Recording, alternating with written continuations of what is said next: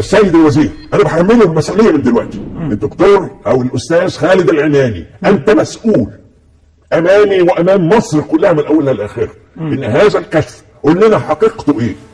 لا اذا كنت هتاخد حاجه صعبها السيد الرئيس. في منطقه حوالي نص فدان ما بين الصف واطفيح، نوع من الرخام اسمه تريستا، وجبن منه نوعين البيج والرصاصي. من هذا النوع من الرخام لا يوجد الا في العريش او في اسوان.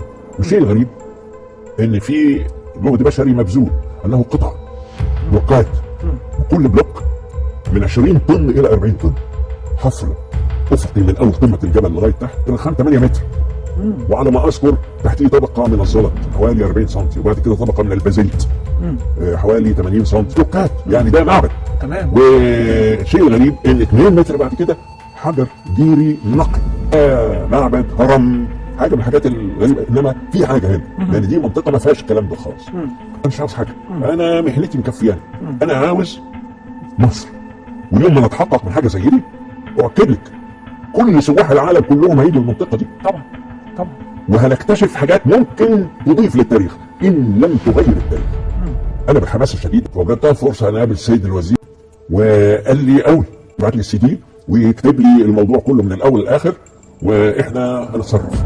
احنا لازلنا لغايه دلوقتي مستنيين. بتعملوا ايه؟ من 9/5 لغايه النهارده. في ايه؟ مستنيين لما الاجانب يجوا يسرقوا منكم هذا الكشف؟ بالظبط. ايه ده؟ يعني إيه؟ انا مش فاهم. يعني البلد دي لو ماسكينها ناس ثانيه غير اصحابها، يعني هقول لك ايه اكتر من الكلام ده؟ لازم وزاره الاثار بسرعه، واحنا هنبتدي نعمل كذا وكذا وكذا. انما يضيع حاجه خطيره زي دي في لجان وفي مش عارف ايه، وده يدي راي ايه ومش راي ايه، وبعد كده يجي يهبط عليه بعثه فرنسيه ولا بعثه المانيه ولا بتاع، وياكلوا مننا كشف زي ده، واحنا كمصريين بنتهب. بالظبط. وفي حرب سوريا اول حاجه عملوها في حرب العراق ايه؟ دخلوا على متاحف نهبوها. وفي سوريا في تدمر نهبوها. مستنيين ايه؟ وبعدين احنا جايبين لكم السي دي والورق والطقم بتاع ده. اعلن يا اخي تعملوا ايه في الفتره دي كلها؟ فانا ارجو من هذا المكان ان الحكومه كلها، ان الشارع يشوفوا الموضوع ده ايه، يكون لنا السبق ويعلن لمصر كلها من الاول لاخر. بلوكات تتراوح البلوكه من 20 طن ل 40 طن، جت هنا ازاي؟ ده مش مكانها هنا. دي بتيجي من العريش او من اسوان، جت هنا ازاي؟ ومتقطعه التقطيع ده ازاي؟ معموله ليه كده؟ وبطول 8 متر حضرتك بتقول 8 متر 8 متر 8 متر ده بناء، ده بناء طبعا، مش جبل ولا شكل. وبعدين المساحه ايه؟ نص فدان. يعني ده حاجه خطيره. اصل في وادي الملوك الثاني هو اللي موجود في الاقصر، وادي الملوك الاول ممنوع الكلام عنه. ممنوع الكلام عنه؟ مين اللي قال ممنوع الكلام عنه؟ يعني انا مش قادر اتكلم لان اللي بيتكلم عنه بيعرض نفسه لاضرار كثيره. من؟